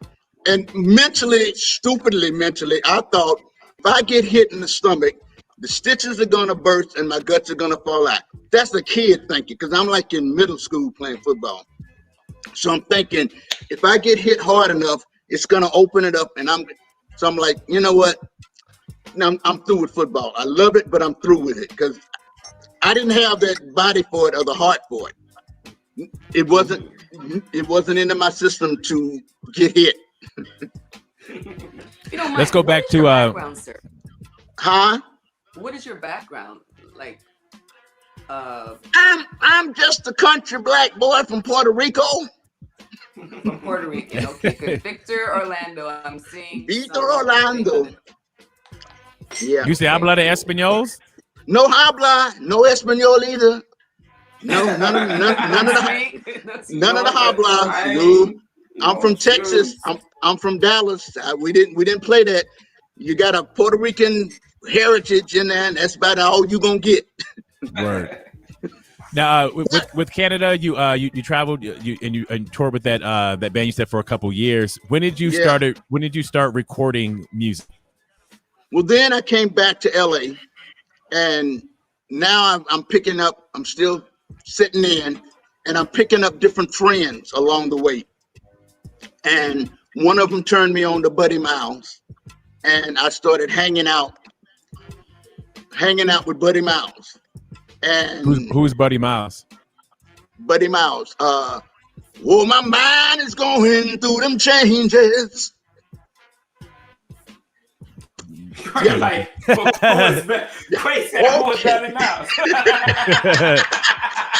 I still don't know. Even the song you just sang, I'm like, nope, I still don't know. Anyway, he's like that person that you said earlier, a one song forever lasting person. That's his song. Okay. Them changes. Okay. But he was Jimi Hendrix's drummer for a while. Okay.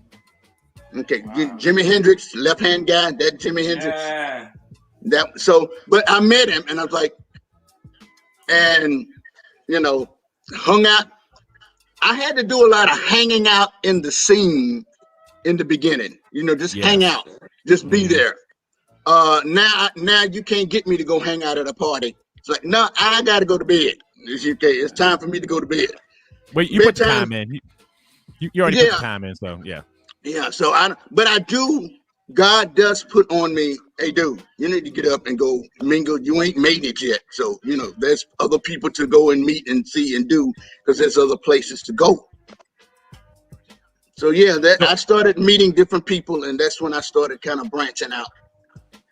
And did random people be like, hey, we got a recording session going over here. Vic, can you come over and play? Yeah. Once they either knew who I was, knew me, knew what I did. Hey man, Vic, I got a call from a guy named Ndugu years ago that said George Duke needed a percussion player. And I was thrilled to death. I mean, Ndugu from Santana and a whole bunch of people, he played drums. And he called me on my job. I worked at Bullock's department store as a input operator. And he said, hey, Vic, George Duke needed a percussionist, give him a call. So I called George Duke up at the studio and said, hey, and Ndugu told me to call him, percussion player, blah, blah, blah. I left a message. And I went on because I just left a message and I just let it go. My supervisor, Victor, telephone, line 1. Hello, this is George Duke. Word. On my job. Word. But this is what he said after. I appreciate the call for percussion, but I already got this young lady playing with me, and thanks for the call. The young lady was Sheila E. Oh wow! So that was in Sheila's early days of getting connected with different people. But it was just the fact that I thank God and different people for seeing and knowing what I did to say, hey, call Vic, he can do it, type thing. Nice. Yeah. How did the opportunity to play with the Gap Band? When all of the talking to different people, sitting in with different people were happening, I started becoming somewhat popular. Everybody knew who I was then. I played with Robert Goody Whitfield in Dallas. He had a song out called Tonight I Want to Do Something. I played with Yarborough and Peoples in Dallas. Me and Yarborough and Peoples and Goody, we all went to the same Roosevelt High School. We were all classmates. Oh, nice.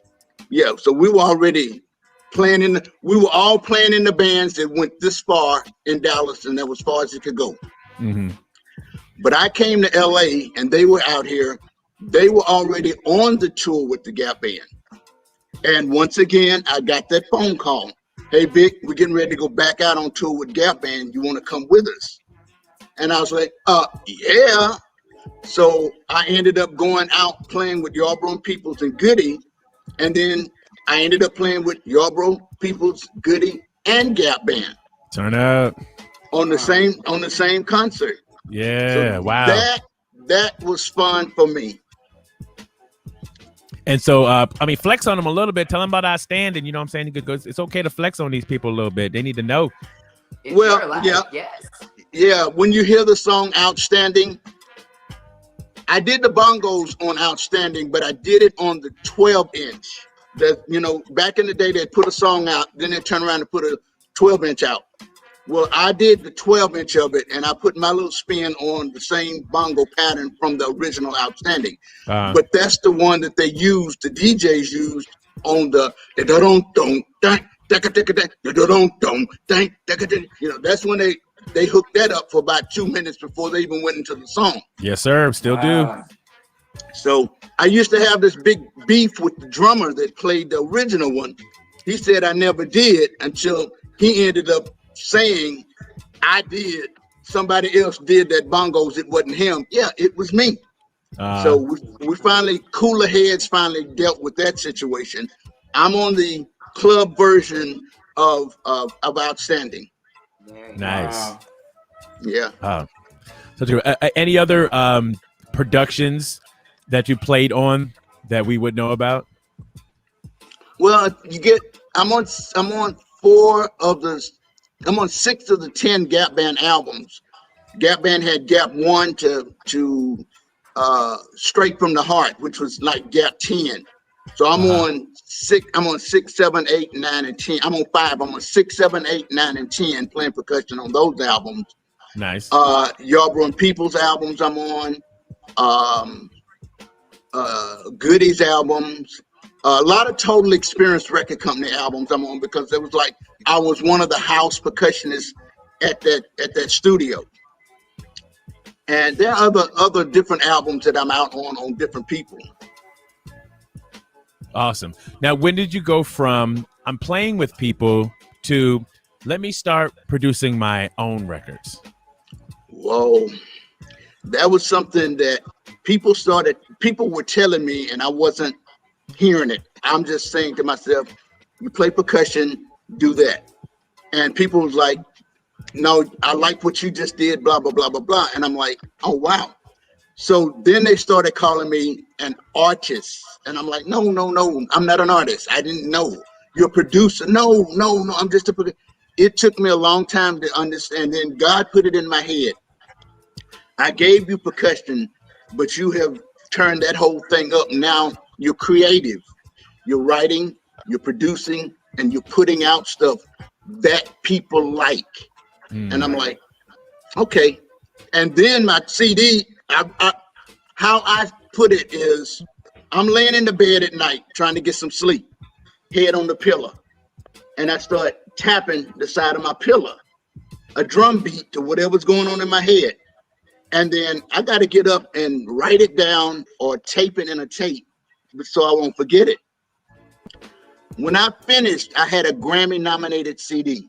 Wow. Meaning that I tapped my way through everything that I thought of, wrote it down. So I used to call to the house when I was married. I used to call to the house on the answering machine and sing horn lines, and then tell my wife, don't erase this. This is horn lines from my CD. Do not erase the tape machine. So that's how I had to remember my horn lines. But doing all of that and then taking it to the guys and say, okay, here's your part, here's your part, here's your part, here's your part. They play it back, and I'm like, that sounds good. Then they go in the studio and mold it together and then submit it to the Grammy Association. And they say, we like that, put it on the board. So it got put on the board to be voted for a Grammy. Turn up. What was the name of this album? In the House was my first. In the House. NDAHOU, because I wanted my CD in the house. I wanted it in everybody's house. But when you get put on the board, being an unknown person, you're put on the board at the bottom level. I'm not up on the same level with Phil Collins and Boyz II Men and this and that. But you're on the board. You're nominated. That at that point, it takes radio sales and Grammy members to vote for you to keep moving up. You keep getting votes, you keep moving up. And I didn't know that. I didn't know that in the beginning. I thought, I'm Grammy nominated. I'm gonna see my name come Wednesday night before the Grammys.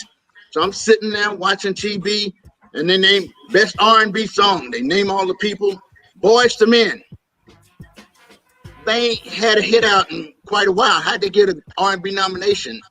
but that Clive Davis can pay for Boys to Men to be re-entered. I still never had enough money to get copper, let alone gold or silver. Right. So it's the graduation of where your stuff is. Uh-huh. If this song can become silver, platinum, gold, if the radio is blowing it up, I got some rise in this song.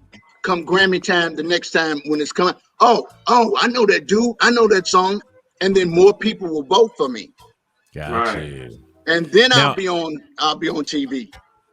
So with the new song you're talking about, The Time to Party, brother asked DJ JB, who's saying being from Texas and traveling to LA and Canada and all these different places, how did you get the go-go influence for Time to Party? Well, I tell all musicians, don't just listen to one genre of music. You'll work half the time. Listen to and play every genre, then some kind of way your phone will keep ringing. I just played with an Egyptian. I just was in the studio with an Egyptian artist playing salsa on an Egyptian song. Wow. I just was in the studio last week with Mandrill playing African on a new song for them. So I'm sitting up watching TV one day on BET, and they're doing this whole documentary on Go-Go. I already knew Go-Go from EU and Doing the Butt from Spike Lee. I love the music because it's music, it's percussion. I love it. They did the special on Go-Go, and I'm sitting at my seat, just playing along with it. When the special was over, I'm like, okay, I like that. Okay, and then I went and laid it down. I went and recorded that on my keyboard on my phone so I could remember it. And after that, I just took what was happening now and put it to that COVID is over. It's time to party. I just locked it in that groove, and the rest was writing history. Nice. So you influenced by that documentary that you saw. I was influenced by the documentary to do something. Okay. I was more influenced by God to get up and do something. Because I'm sitting in the middle of serious depression because of COVID, not being able to play, not being able to leave the house, scared to walk out the door. I'm just, oh God, the TV is sucking the life out of me watching the election and the COVID and the this and the that. What am I gonna do? And do something with that song I put in your head. Turn up. Yes, sir. Okay. COVID is over, time to party. The whole concept was we've been all depressed. We've been sitting at the house just losing our mind. Close that front door, turn that song up, and party in your own house is what I originally, that was my original concept. What y'all did when you played that record earlier, I saw all of it. You were, that's what I wanted people to do. It's infectious. It's infectious. That's what it's infectious. As soon as I heard it. Woo. Yep. Well, that's where that came from. Now, I to change subjects a little bit, I remember meeting you at the Floor. It was the first place I met you. Shout out Sasha, shout out Carolina. I met you at the Floor. Yes. And I remember one of those nights at the Floor, I was like, anybody ever told you look like Richard Pryor? And I don't remember the relation in which you said, what was the answer that you gave? Because I couldn't hold it back no more. I was just like, man, this look just like Richard Pryor. I imagine you get it all the time because you do. Yeah, well, when I was out, I used to get it every 5 minutes from somebody. You know how Snoop and everybody calls Charlie Wilson Uncle Charlie. Uh-huh. Well, because me and Richard are that close, I call him Uncle Rich. Uh-huh. And then the kids are my nephews. So I left it at people saying, you some kin to Richard, ain't you? If you want to say so. I just left it there. But you see, ladies and gentlemen, the true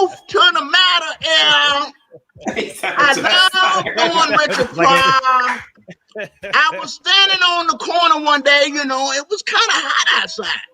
So I reached up, I grabbed a little sunshine, I sprinkled it on my face. You know, I wanted to be happy. And the sun make you happy. So I just sprinkled some sunshine on my face. And that's how it happened. You shocked me with that one. You sound just like him, too. Well, Cheese, I don't know where you got that name from. Because I know your mama didn't name you Cheese when you come out, see. So you just had to, that's an acquired name, see. Everybody don't have that name. You have to kind of get used to being called Cheese.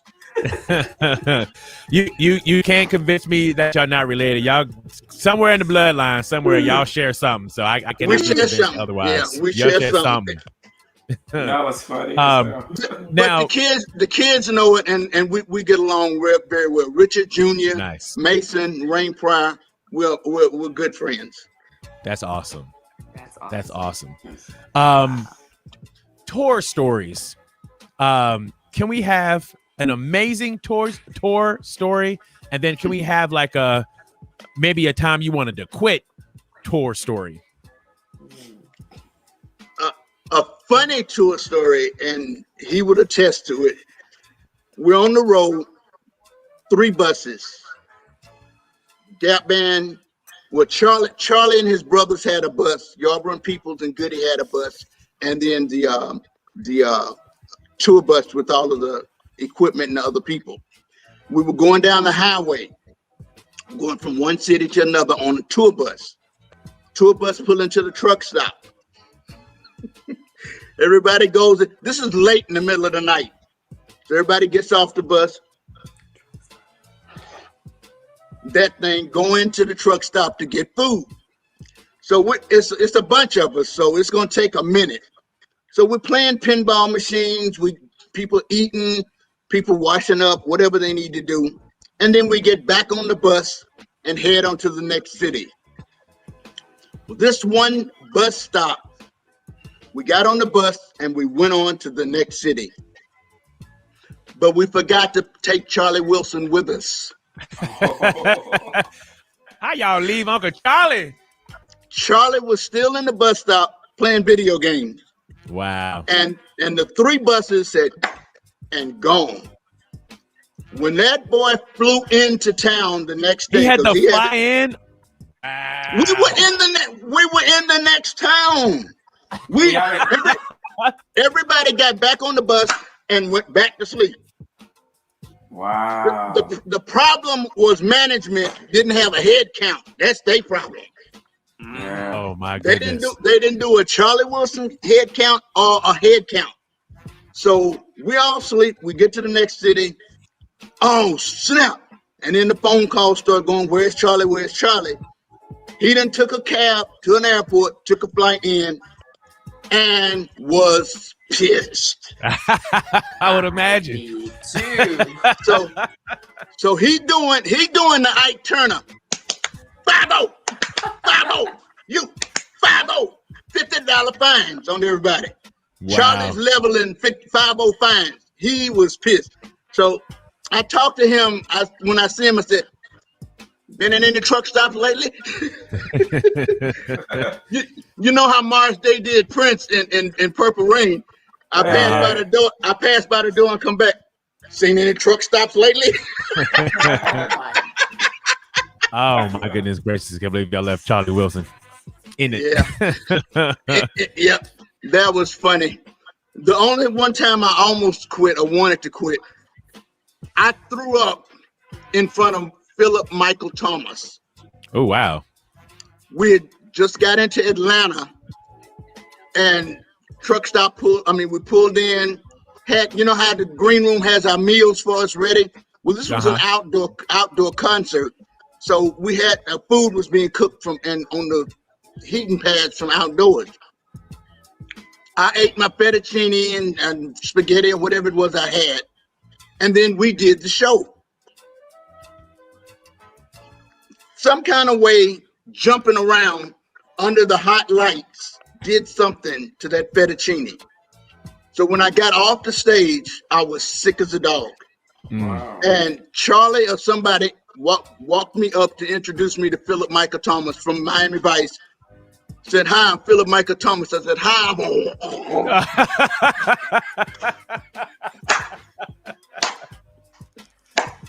Yikes. So they had to leave me in Smyrna, Georgia, till the next morning at the hospital. Wow. Till I got better. And then I forgot how they got me to the next venue.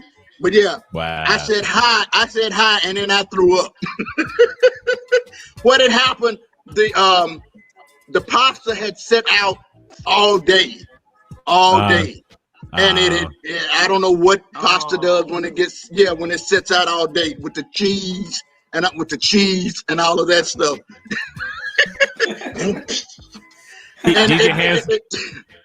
DJ Hans wants to know, did he take it personally? No. They knew I had to be sick, because immediately I think that he went to try to see if I was all right. It wasn't the fact that I didn't like your character on Miami Vice. I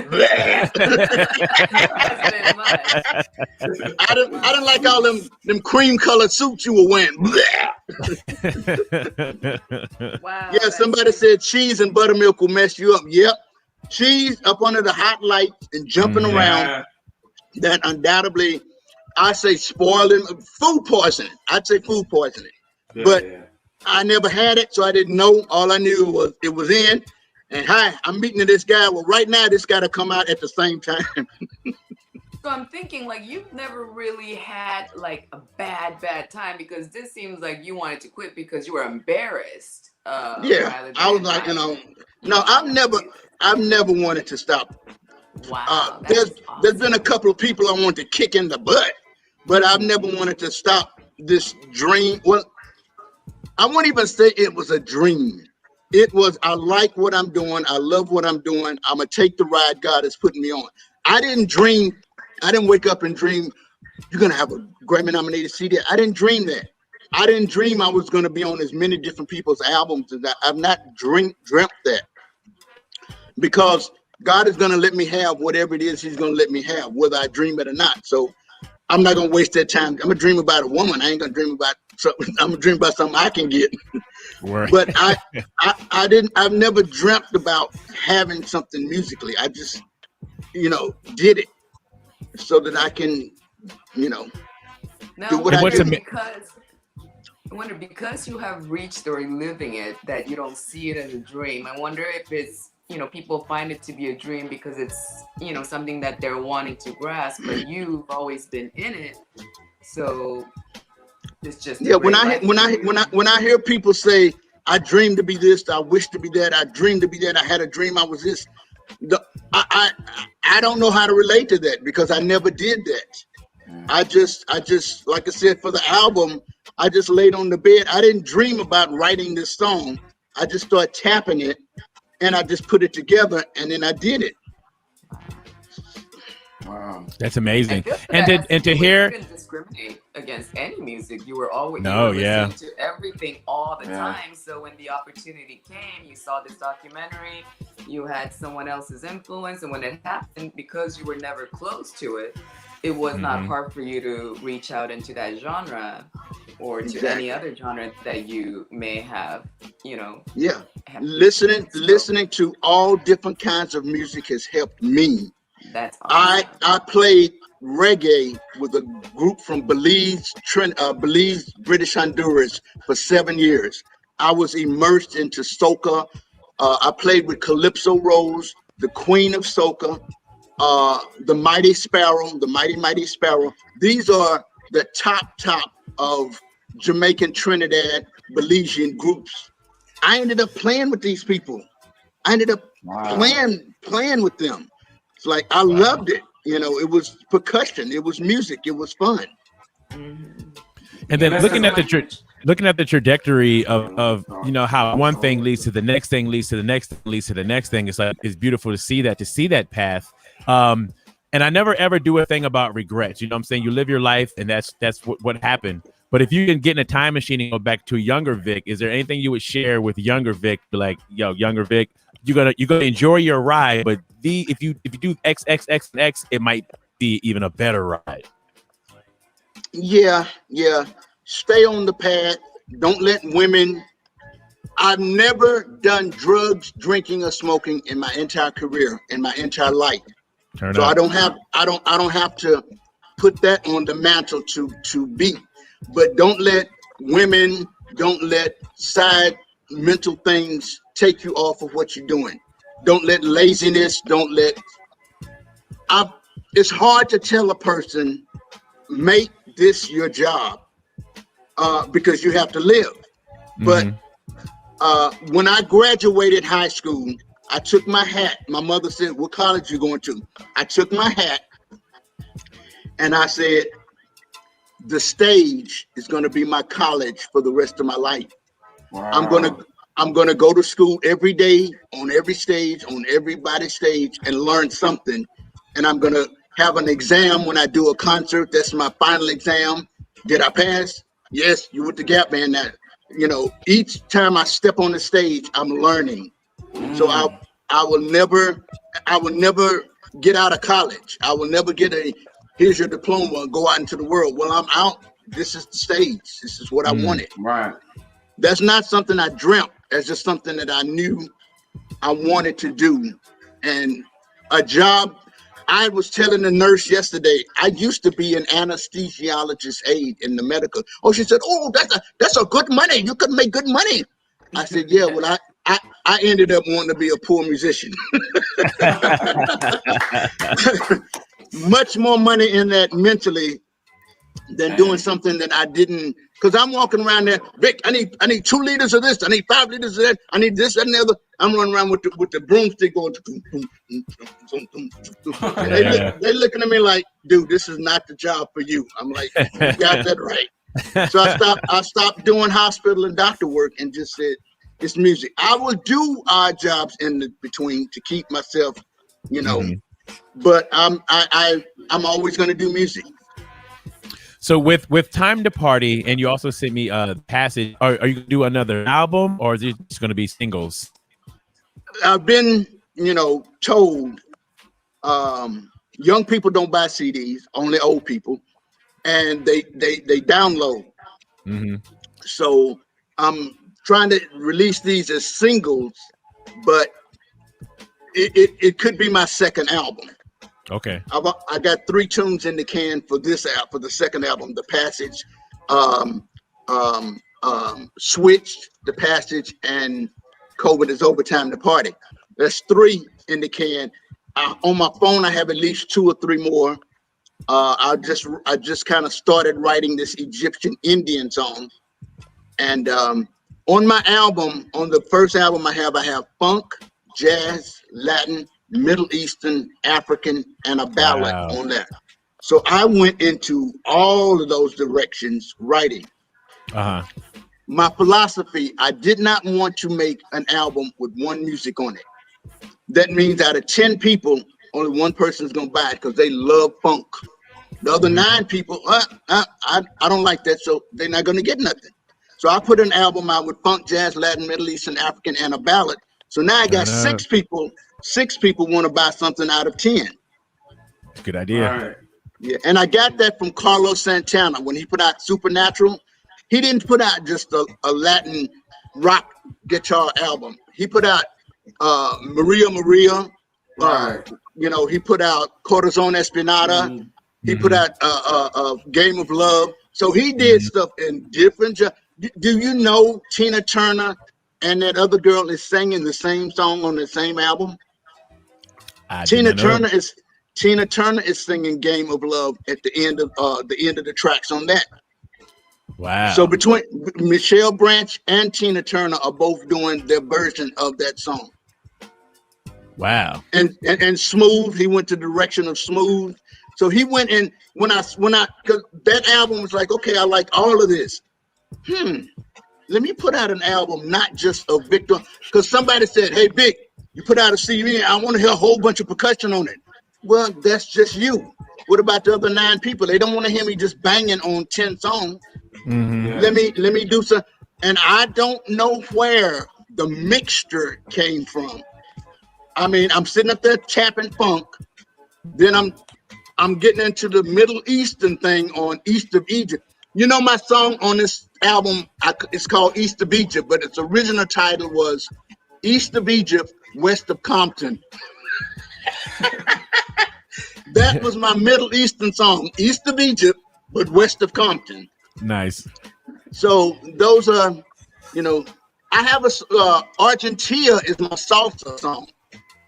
That catapulted me into the movies. That song is music supervisor on For the Love of Money, a movie. So I thank God that I got that into that genre of the entertainment business as a movie. That's really awesome that, you know, whether you like it or not, like you said, if you have one genre, you may be just selling to one person. But while you're selling to that one person, because you have 6 other genres, you are introducing 6 other genres to that same person. So they might now like the law and the jaw and, you know, all the other parts that they introduce. Because I know I may not like what my parents heard the country, but current versions you may be introducing with your album to say, oh, that's country. You know, I might have a double take to say, okay, maybe I didn't like what she heard. I didn't like what they heard. But now my mind is open to, oh, let me check that out a little further. So it may be educating to, you know, more educating in the musical sense to the world too. So that's awesome. Very cool. And that's what you just said was perfect. It opens your mind.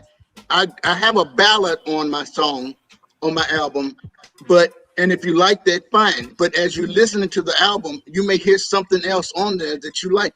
My sisters we all grew up in Dallas, and they R&B, James Brown, Gladys Knight people. But because I listened to a plethora of Santana, now they Santana heads. I opened them up to listen to people. I turned people on to Frank Zappa. I was turned on to Frank Zappa through funk music that Black people never even heard of Frank Zappa. But we were doing that stuff in the club back in the 68, 69. We were doing Frank Zappa. And I'm like, this is bad. Who is it? Frank Zappa. Then I started listening to more and more. Then I became a Frank Zappa person. So it's, you know, once you start listening to other music, I never liked James Brown, Temptations, Dramatics, OJ. I never liked that music when I was growing up. Give me Jethro Tull, Elton John, Led Zeppelin. Give me anything of rock and energy. I'm all over it. And then I got into church and started singing, and I'm like, harmonies, I love them. They're beautiful. And then I'm like, let me go back and hear the stylistics. Oh, snap, that's pretty. You know, go back and listen to Curtis Mayfield and that high, you know, that's beautiful. So now I'm meshing R&B into my Latin, into my funk. And, you know, Elton John, I don't get on stage unless I look like Elton John or Alice Cooper. Turn up. I saw from that video. And from those early days of Victor Orlando, I started designing my own clothes. So that was my design. Turn up. That was one of my outfits on that.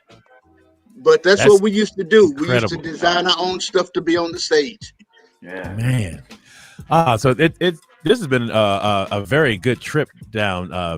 Well, it's a new experience for us, but I hope it was a good trip down memory lane for you. And we thank you so much for being on the program with us this morning. I look forward to I'm going to keep spending time to party until I can't play it absolutely no more. So what happened to your version? I got it right here. I got it. I want them to hear your version. Oh, they're going to hear it. They're going for a hot lunch today. He liked my song so much. I sent it to him and he liked it, and he sent me something back, and I was like, is this Kanye? Is this Jay-Z on here? I want this dude on my record.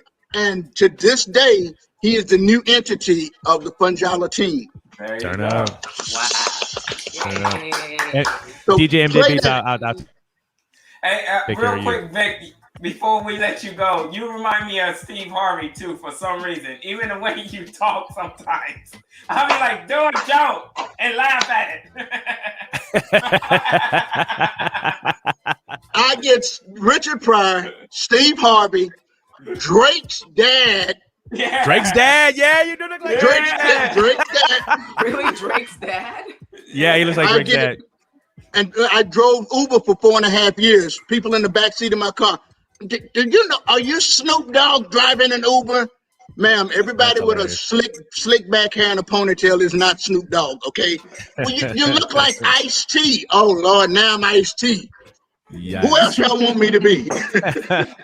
Anybody famous or black, that's who look like. Famous black with a ponytail. Even it didn't have any kids come on your Uber and say, "Hey, you look like my daddy." Daddy, is that you? I pull over and let them out immediately. I do not know you or your mama. Go get your money from somebody else. This is not me. Yikes. All right. So in closing, anything you want to share with the people before we get out of here? We're gonna musical people, do your music thing, keep doing it. Parents, keep encouraging your kids. I had parents that like, no, you're not doing that. No. I said, Mom, Dad, y'all going on vacation this year. Can I stay home and take that money and buy some drums? I didn't get the drums and I didn't get to go on vacation. So that's how they fixed me. So they never wanted me to do it. But for my children and everybody else, please encourage your kids. God gave them something to do, and if they're doing it, if you didn't get it, that's your fault. But encourage them. All right. And musicians, listen to everything. You don't never know who that phone call is going to be from to do whatever. Hey man, can you come do this? Oh man, I don't know that music. I don't know I don't know how to play that. Well, you just lost a $10,000 job. So stay on top. That's it. That's all I got to say. I want to thank everybody for coming to the show this morning. I want to appreciate you. I love the show. I will put a drop in for the Unique and Cheese Show with Miss KK. Come on back next Friday. We got a hot one coming for you right here on the Family Feud. Thank you, Mr. Victor Orlando. Thank you. Thank you, Vic. I'm through. You were excellent. Thank you, brother, so much for being on our show today, and I will be hitting you up later on today. Thank you so much, Vic. You got it, man. Thank you. Send my check to my P.O. Box number. My check goes to my... I didn't hear that part. What? You're breaking up. You're breaking up. Must be the signal. Yikes. Cheese, anything you want to say before we get out of here? Love, peace, and happiness. Miss KK, anything you want to say before we get out of here? I want to say, Cheese, you're getting more hilarious every week. Unique, you're doing awesome as a host. Thank you very much. You're doing great too. Thank you, everybody, for showing up this week. Please continue to keep yourself safe and keep those masks on. See you next week. Thank you. Once again, thank you guys so much for tuning in this morning. We do appreciate you. Shout out to Victor Orlando again for spending the time with us this morning. Be on the lookout for his show, for his song Time to Party. That's about to burn it up all this summer. So get ready for that. It's going down. We'll see you guys next Friday for the Unique and Cheese Show. Have an amazing weekend. And bye bye.